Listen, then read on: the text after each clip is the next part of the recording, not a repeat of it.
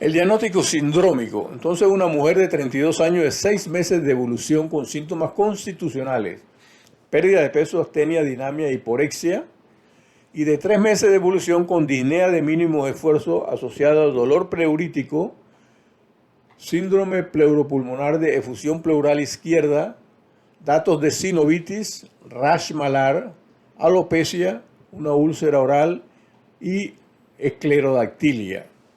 Entonces podemos hacer una asociación clínica, fisiopatológica o clínica en este caso, para describir el síndrome con un síndrome pleuropulmonar, porque había datos de la pleura, ¿no? Asociado a poliartralgia con sinovitis, alopecia, esclerotitis y rash malar en una mujer de 32 años. Aquí describe un poco más, no está asociando, pero está describiendo, sintetizando un poco, pero describiendo aún los síntomas y los signos. También podríamos describir el síndrome con un síndrome cardiopulmonar, marcar los dos órganos más importantes allí, que es corazón y pulmón, asociado a enfermedades del tejido conectivo, porque todo aquí da la impresión de que este es una enfermedad del tejido conectivo de salida, ¿verdad? De salida. Asociado a enfermedades del tejido conectivo en una mujer joven de 32 años. O sintetizando aún más todavía en el síndrome, que es la correlación entre todos estos aspectos, es un síndrome de enfermedad del tejido conectivo en una mujer de 32 años. Aquí nos vamos directamente a enfermedades del tejido conectivo. Aquí asociamos el tejido conectivo con el corazón y pulmón, y acá asociamos todos los síntomas que son del tejido conectivo con el pulmón solamente. Entonces la descripción es una enfermedad autoinmune del tejido conectivo, y la apreciación entonces que le dio el residente a la presentación de este caso fue que era un lupus eritematoso sistémico en un 70% de probabilidad pretest. Una enfermedad mixta del tejido conectivo, porque tenía algo de lupus y tenía esclerodermia, tenía en un 20%, una probabilidad pretest de 20%. Y el esclerodermia, que no tenía datos muchos de esclerodermia, solamente la esclerodactilia, en un 10%.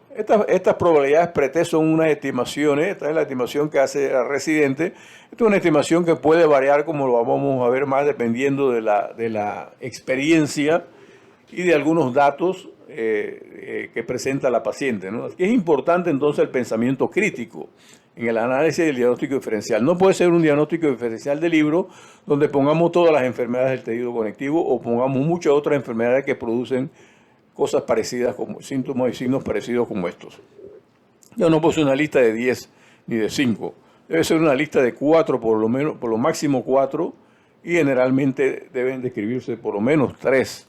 Tampoco podemos irnos a un solo diagnóstico porque entonces descuidamos las posibilidades de otros diagnósticos, ¿verdad?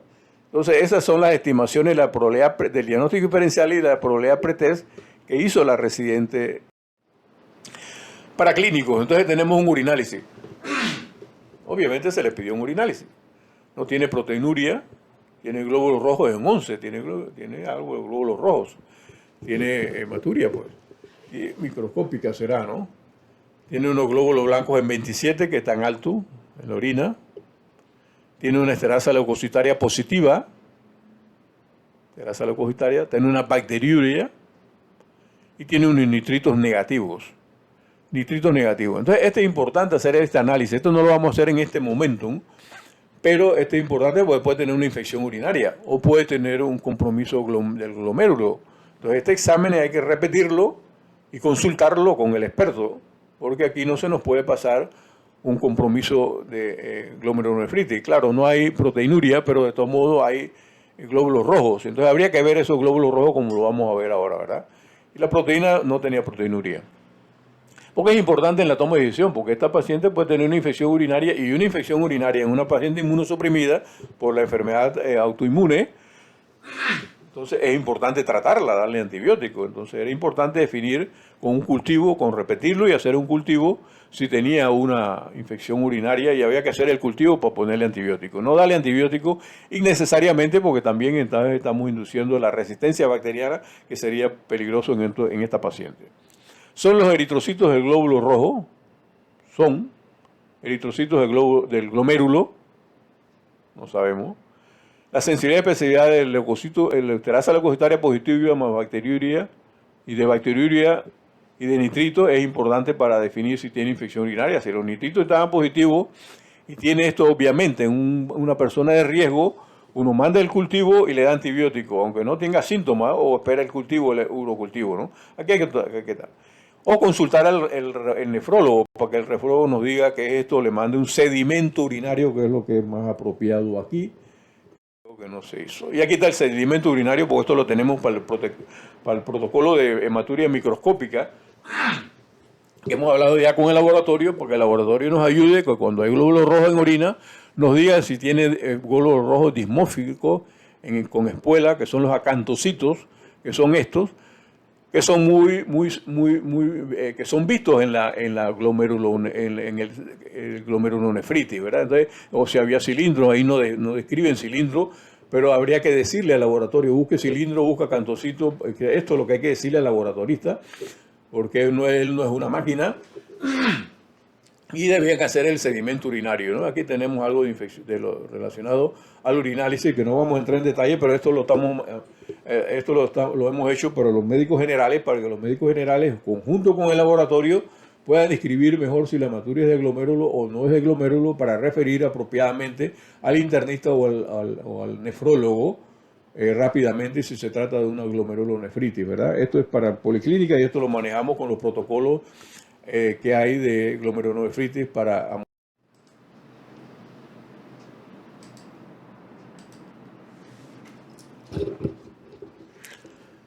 A estas pacientes se hicieron algunos exámenes, dentro de los cuales estaban, no había anticuerpos antinucleares en el momento, en el hospital, así que se le hizo un anti-DNA doble cadena que salió positivo, como vieron los resultados en la presentación del video, y un anti-SMI positivo, también le salió un anti-RNP positivo para enfermedad mixta. El anti-DNA, publicado en el JAMA de abril del 2024, una revisión, asocian a la nefritis lúpica con una sensibilidad de 57% y una especificidad de 97%, muy alta, muy alta. O sea que mencionan que la elevación de los títulos puede ser indicativa de la actividad del lupus como efectivamente, o la especificidad de una nefritis lúpica. O sea que es bien importante en esta paciente que le salió el anti-DNA bien alto, como lo vieron anteriormente, que tiene una especificidad muy buena, y ahora vamos a hacer un análisis bayesiano.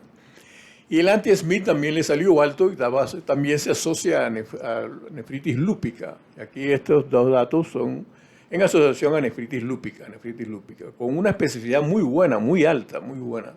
Una especificidad bien alta, fíjense ustedes. Y para terminar, entonces, un análisis bayesiano. Esto es un resultado del urinálisis, que es un examen sencillo en una paciente con sospecha de lupus, una paciente del día a día, ¿no?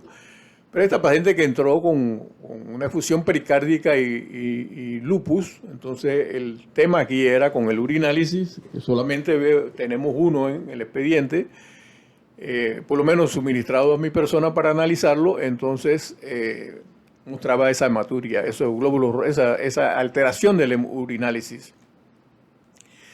Si analizamos el anti-DNA de doble cadena para nefritis lúpica, fíjense, aquí no es para solamente lupus, sino para nefritis lúpica, entonces con una sensibilidad de 57 y una especificidad de 97 nos da un coeficiente de probabilidad, un likelihood ratio positivo de 19, esto es bien alto, ¿no? Muy bueno, muy buen examen.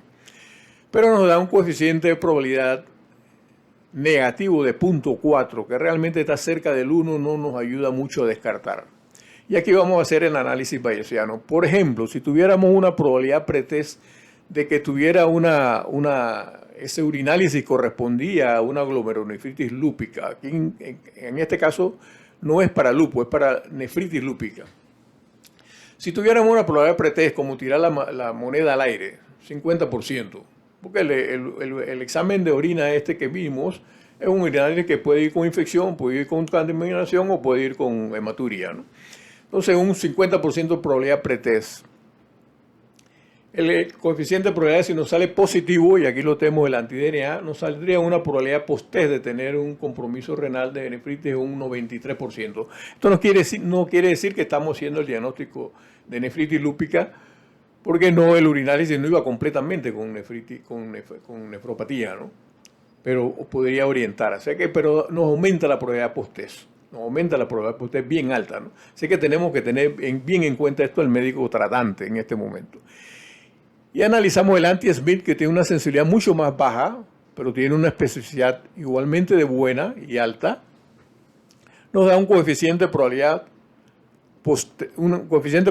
positivo de 12 y un negativo de 0.7, que es mucho más cercano al 1, que tiene menos validez. En este caso, en estos dos casos no nos ayudan lo negativo, ¿no? Si tuviera positivo, entonces nos ayudaría a una probabilidad post-test igualmente.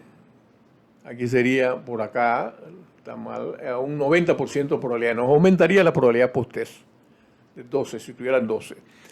Y si tuviera en 0.7, entonces disminuyera la probabilidad post-test.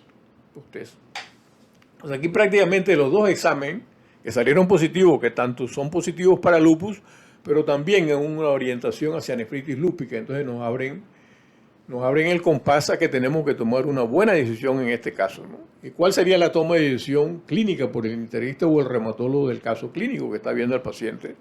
Bueno, a esta paciente hay que hacer un examen ginecológico para ver si tiene una cervicitis, una vaginitis, una leucorrea, ¿no?